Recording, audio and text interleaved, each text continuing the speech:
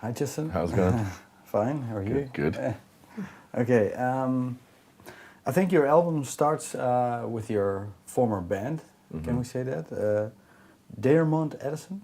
DeYarmond Edison, yeah. DeYarmond Edison. Well, eventually you quit that band. Yeah. Why did it end? In the first place. I think the four of us kind of grew up together and played music for a really long time. And I think at the end of the day, we just sort of ran out of things to do together for the moment, and we sort of wanted to do some different things. And it was difficult figuring that out because you're friends and you don't want to stop playing music together. I didn't per se, but and none of us did, but we just had different things going, and I think we just needed to split up and get those things kind of out, you know. And so I left and they stayed, and it's ended up working beautifully now, but for everybody. But it was a difficult time. Yeah, but can you say like it was also musical differences? Yeah, that's what I'm kind of talking about. I Yeah, mean, it's we wanted to be doing different things, and in what music. was that difference? Because, Well, we were in a band together, and we were kind of playing music that started to sound uninteresting to all of us for different reasons, and they were my songs, and they were starting to kind of bore all of us, I think, including me. And instead of, but I wasn't going to make the transition very easily from being the principal songwriter in a band to being in the same band to being not a songwriter. So I decided that it would be best for me to just be out on my own, to give myself some time.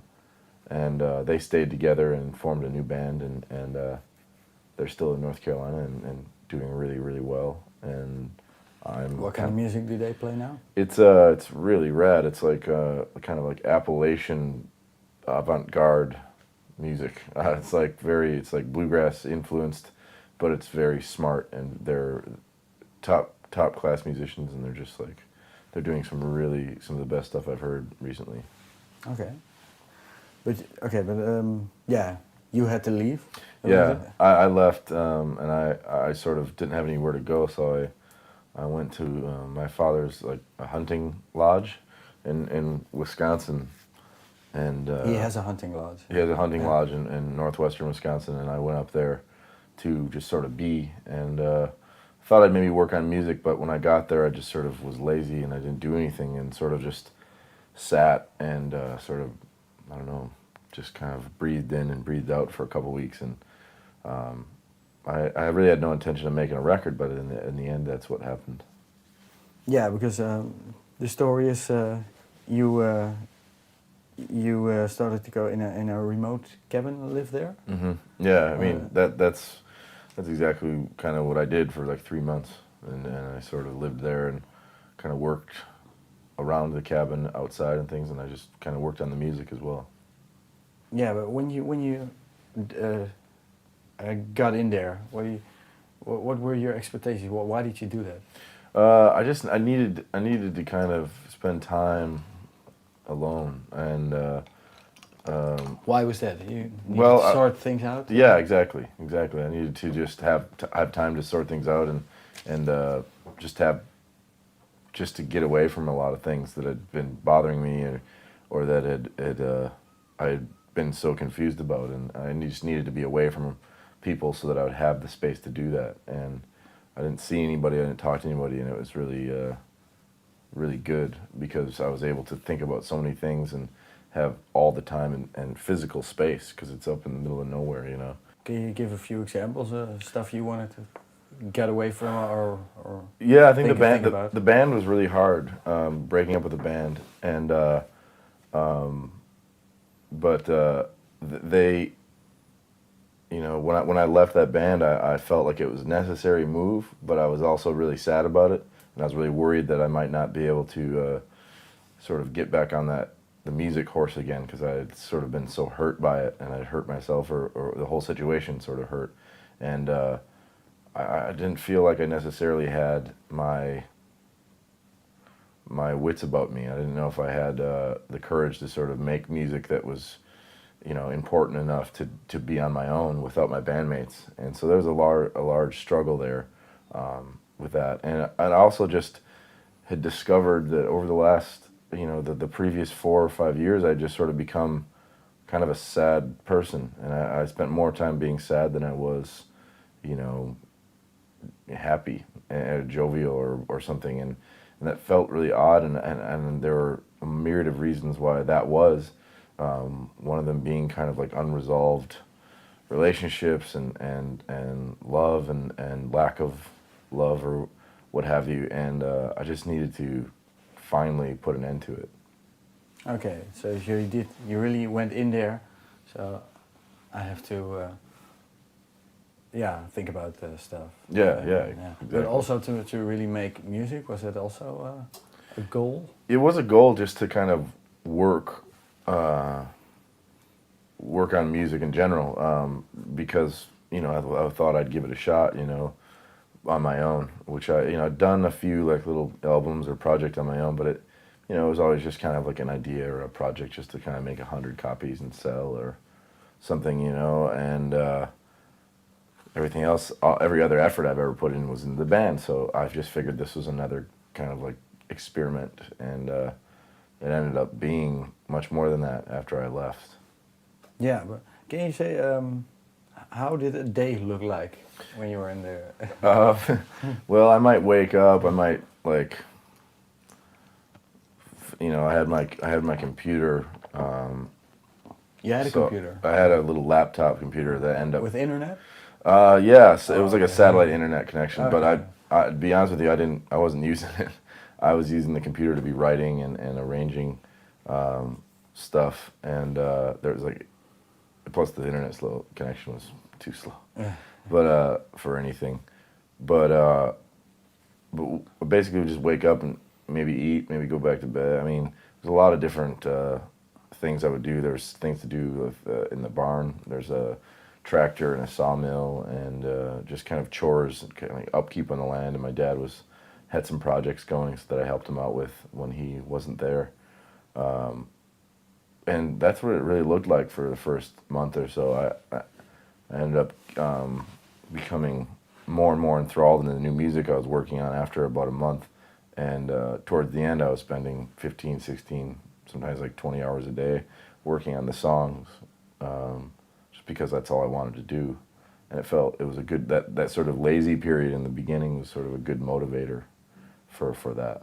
When can you remember a moment that the music started coming? Well, I should remember specifically, but I remember there was a night, and it was dark and cold, and it'd been at least a week since I'd seen anyone, and this sort of choral movement, sort of choir sound was sort of getting in my head, and so I sat down and I basically started and finished this whole choral piece that ended up being the introduction for the song I played for you, Lump Sum, and on the record, and that just gave me a lot of confidence, at least enough confidence to keep moving forward with some of these new sort of ideas I was having, because it felt really different than anything I had done, which was nice because I was kind of trying to run away from my old habits and old feelings, so it really did help me move forward. Yeah. And but is it also that with the music came back the memories, or what came first, Well, the memories had kind of been there. That was the kind of thing, is that memories and current sort of pain or current sort of struggle was all present. It was all there still. I didn't need to like hearken any memories because I was very fully aware of what was kind of wrong. It was just I had difficulty in the prior years kind of dealing with it head on. I was sort of having issues of being able to sort of be that bold or be that have that much courage to sort of face some of these things that I hadn't faced for a long time. And I'm talking about just personal things and things with the relationships, but also with the music and just as a person. I thought I'd sort of lost track of who I wanted to be at some point. Yeah, and when you got back to the real world, so to say, did you have a new like vision as a human being, or how? Well, I did feel better when I left. I left in kind of a hurry from the cabin because I got asked to play guitar in a band that was going to tour Russia and the States. And That was the reason that you that went back. they asked me to go, and I was like, yeah, this other band and the Rosebuds, and Otherwise, you would have stayed. otherwise I don't know what I would have done, to be honest with you. My dad probably would have kicked me out at some point, maybe, I don't know. But they asked me, and that's why I left, and it was kind of quickly, and then all of a sudden I was on a plane to Russia, which was very kind of crazy. But I remember on the plane to Russia, you know, really having the first moment back in the real, you know, first moment after like packing and getting ready to go and driving back to North Carolina. I was just kind of like, whoa, I'm on a plane to Russia, and I sort of realized what I just did, you know, what I just got done accomplishing, and that was the first time I sort of realized that I had accomplished something, that I had made something. I had made this record, but just as importantly to me is that I had kind of refound myself, or at least carved out another path to live, and healed some wounds that I'd probably just neglected for too long. And so it didn't feel like when I left my dad's cabin that I was fixed or anything. It just sort of, the realization came to me much later. So when you listened to it a month later or something, then it meant more than when you were making it? Or? Well, the music meant a lot to me at the time because it sounded good to me. I was happy with it, but I didn't know it was a record. I was kind of thinking this is a good step in the right direction. Maybe this is demos. Maybe this is. I didn't know. I wasn't even thinking of even getting it on a record label or anything at that point. But I definitely, you know, I was playing it for my friends, and I was definitely getting kind of feedback that felt different than any other kind of feedback I'd gotten prior to that. And so when I got that kind of feedback, I just decided, you know, all right, let's take a shot with this. So I sent it out to a few labels. I handed it to a few friends, and it just really didn't take long. It just sort of happened, you know, it just like went. And I'm kind of sitting right in the wave of that right now still. You know, it's been 7-8 months of kind of building and climbing with this record, and there's been a lot of time in between stages here. Yeah, so that made you also probably very confident, more confident as a musician. That you. Maybe success can. We've had some success. It's been really nice. Success can be really give you confidence, but it can also take it away. You know, you start to wonder if your record is how you sound now, and that's your thing, and all this stuff. And so you have little mental battles, or at least mental sort of questions about, oh, who am I musically? Is this who I am? You know. But at the end of the day, I just sort of realized that if my job's to make music, you know, or what I want my job to do is be music, and I'm not talking about like career, I'm talking about like what I was meant to do, and this is what I love to do. I just need to be honest and make records that sound good to me, and that I shouldn't make them for anyone else. Not that I don't appreciate when people love them or like a song or whatever, but I want to just make a record that feels right, you know. Yeah. And so that's that's kind of the attitude that I have as I kind of move forward as far as confidence goes. Yeah. Okay. Yeah, about the songs on the album. Do the lyrics, do the songs have really specific themes for you? Because to me, the exact content is a bit vague, I think. Mm-hmm. Although you feel a bit direction. Yeah. You there's a kind of this loose sort of spinal cord running through the record for sure.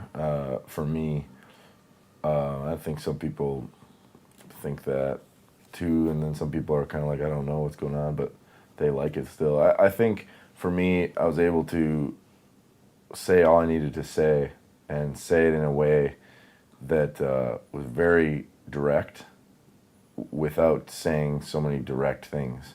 It doesn't exactly make sense to me right now as I say it, but it's the vagueness and sort of the words and how they came out was extremely natural and extremely honest.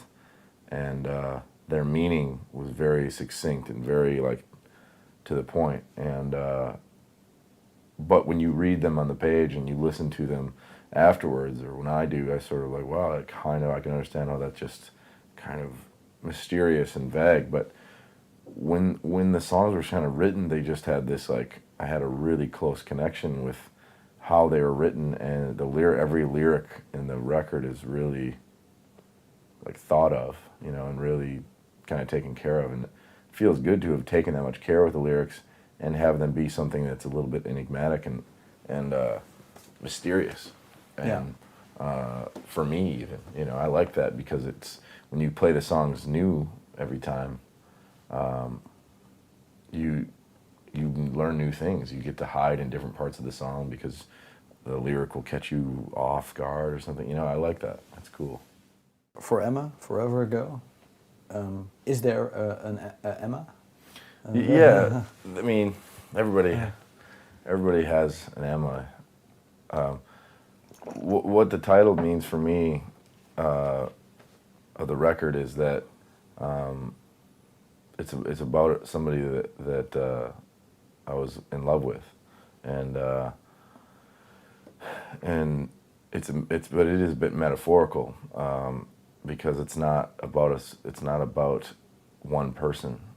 It's about me, and about how a love I once had sort of sabotaged relationships I had after that, you know, up until recently. And it's kind of like that's what the record's about, is about my struggle with that sort of oldness and that sort of ancient memory, and how that sort of becomes a statue in stone, and it becomes hard and cold and kind of crumbles.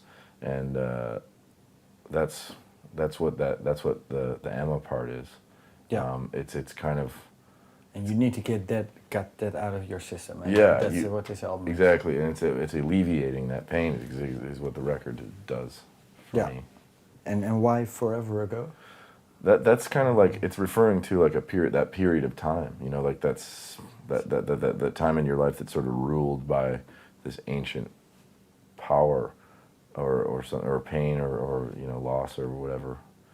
You know, those are really heavy words referring to something as simple as a relationship, but you know, those things are heavy in people's lives, and they had become so overgrown in sort of the front yard of my life that I lost track, and really had a tough time navigating through kind of everyday life, because it was just kind of stunning and paralyzing.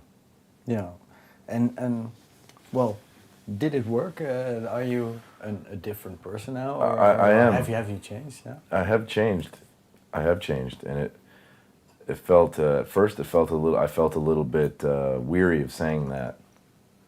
And maybe I've not changed into a new person, but maybe I've just shed a lot of skin, and maybe I'm feeling a bit more normal and natural. But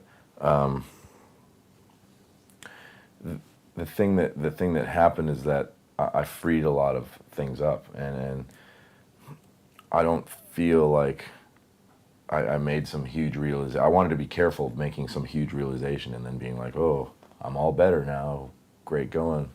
I was worried about that, because that had happened before. You know, like, all right, I'm fine. Just day one of new life, go, and that just doesn't happen. But through time and reflection of the basically that time that I spent at that cabin, I realized that by doing that, it really helped me get to where I needed to be a happy person, to be happier, and to kind of cultivate that happiness in my life. Yeah, like get to know you, because you know, get to know yourself. Exactly. This is what I am, and yeah. You're right. Yeah, the way you sing, the high voice. Mm-hmm. Well, did you also do that in your bands? Not as much. Not as much. In the last half a year or so that we were a band, DeYarmond Edison. The thing we'd been doing the last couple months of the band I was in was kind of experimenting with singing. Excuse me. and we all were doing weird things with our voices. And one of the things I had started doing was singing kind of softly, because I would always sing kind of loud and yelly, and so I just started doing that. And then I didn't even think about it, but I just started doing that more naturally, sort of when I left the band. It was just a thing that I was doing already, and it just happened to coincide with me going up there and kind of taking this time, so it just sort of became a thing that I started doing. Yeah, but that feels most natural for you right now. That It feels more natural than anything has ever felt, kind of vocally, for some reason. Yeah, you haven't figured out why. No, I don't know why. Maybe it's just that I keep more tame, and maybe that's a good thing. Maybe I'm not always like, Yeah. It's better that I'm tamed or tied down. Yeah. Okay. Last question then. Your name? Why? What was it? Bon Iver? Bon Iver, yeah. Bon Iver. Yeah, Sorry. that's right. Yeah. When did you thought it up? Was it? In the cabin? I wrote a letter. I typed a letter actually on my typewriter to my friend Kelly from the Rosebuds, and I sent her a letter, and I just said, hey, and I thanked her for a fall, because I worked on a record with her, and I thanked her for her friendship and the time we spent and everything, and I signed the letter Bon Iver, because I told her the first snow came today at the cabin, and I said Bon Iver. And later that year, when I went down to tour with her and her band, she kind of said that should be the name of your band, and I was like, I don't even know exactly what it is or how it's spelt or anything, and so we kind of figured it out and decided that we should take the H off of the French spelling, just because we felt that that phrase had traveled far enough through cross-cultural sort of meanings and context that we should kind of make it our own at that point, and that's what I did.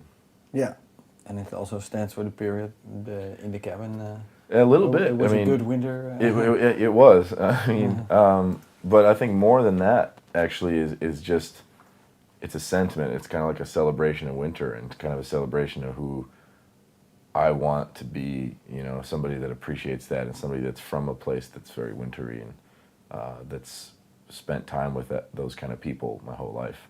And that's what it really is. Yeah. Okay. Thanks very much. Yeah, thank you guys.